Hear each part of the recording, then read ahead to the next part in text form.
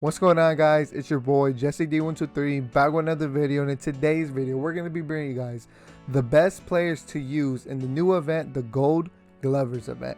Drop a like if you guys are excited, man. If you guys have not clicked that subscribe button yet, please consider doing so. I really appreciate it.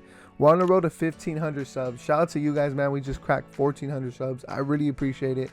Welcome everybody that's new to the channel. I'm telling you guys are going to enjoy the ride. We're on the road to 1,500 subs, so man, if you guys have not clicked that subscribe button yet, please consider doing so. I really appreciate it. But without further ado, guys, let's get right into the video. So if you guys know the Gold Glovers event, it's basically part 2. SDS titled it as a new event, kind of clickbaited us, but it's just part 2 to the Silver Slugger event.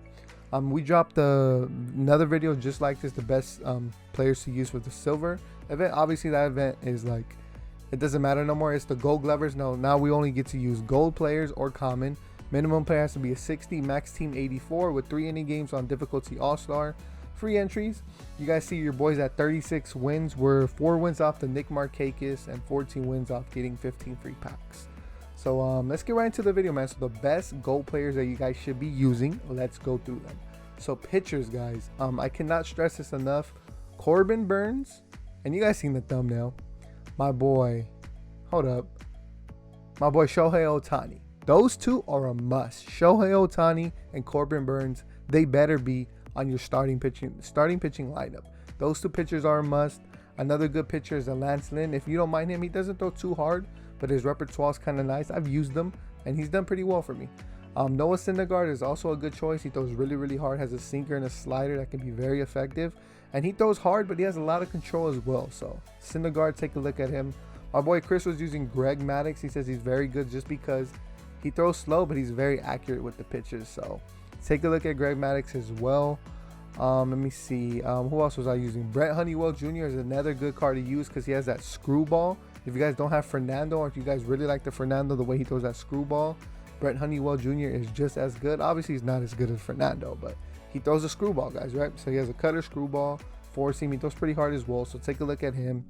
Shohei is a must. That Garrett Cole is pretty nice as well. 4-seam. He has a 5-pitch selection if you guys have that card. Mike Soroka has done pretty well for me too. And then Jake Arrieta. Now, obviously, I'm just giving you guys options. There's plenty more that I might not even have that you guys are like, Jesse, yo, like I've done good with this card, but you didn't mention it.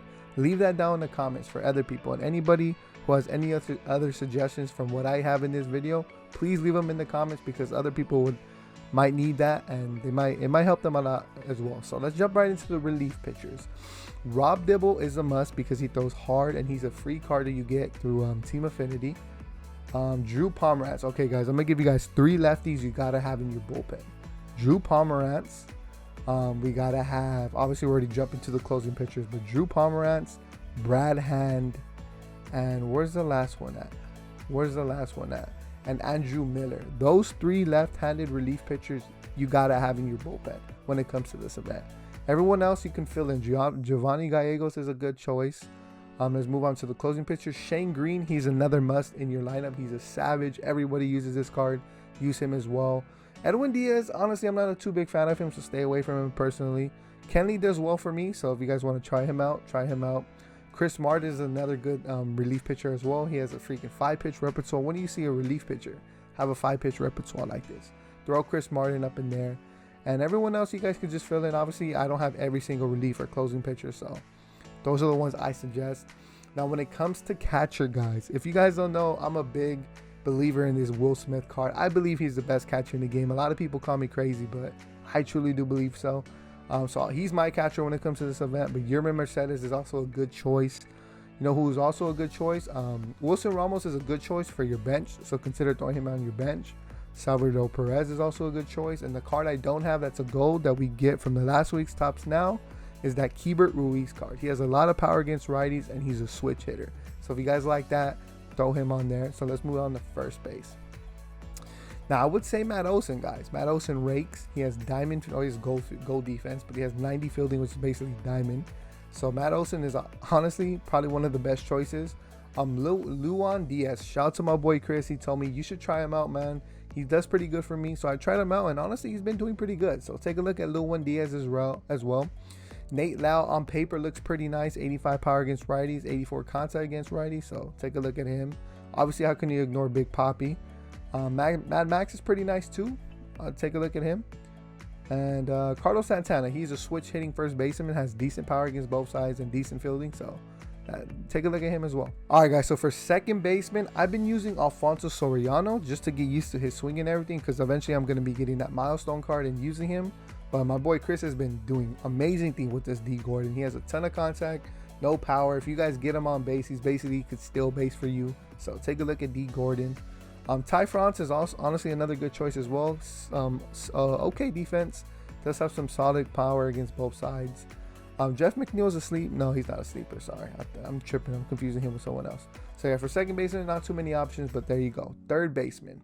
Now this is where it gets a little dicey. You guys probably might have somebody that I don't have. I use my boy Ryan Villet just because I'm trying to get him the parallel 5, and he's my guy. So I've been using him since the beginning. Obviously, you guys see I have the 101. But Devers is a good choice because he ranks. Oh my goodness, look at that inside edge. Chris Bryant is kind of nice as well. He's got nice stats against both sides. Vlad Guerrero is decent. He's decent. So take a look at him as well if you guys need to. But that's pretty much it for third baseman.